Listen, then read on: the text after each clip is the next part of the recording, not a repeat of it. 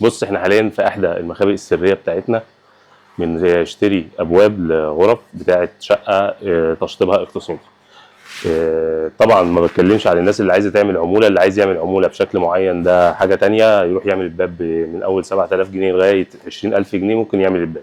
لكن معظم الشقق اللي احنا بنخشها بتكون متسلمه حلوق بتاعتها، فاحنا بنجيب لها ظرفه. طبعا الظرف دي بتبقى خط انتاج. تعالى كده يا معلم ميزو، بص ده خشب موسكي، ده خشب موسكي عليه طبقه كونتر طبقات علشان الرسمه بتاعتنا دي ما تفتحش بعد كده.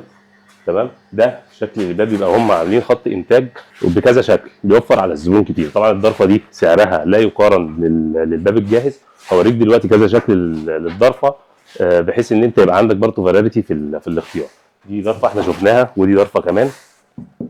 ده شكل برضه بالافريز، نفس الكلام، خشب ابيض واخده كونتر طبقات متفتحه متفرزه. كل الكلام ده طبعا مع الدهان بيبقى شكله افضل من كده بكتير.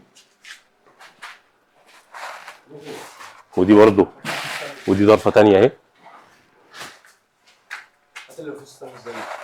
وده بص بقى، ده نفس الكلام، ده نفس الكلام في ستانلس اهوت، بس طبعا هو واخد طبقه الحمايه بتاعته. بعد ما بنلهم بنشيل الطبقه ديت وتديك الاستان.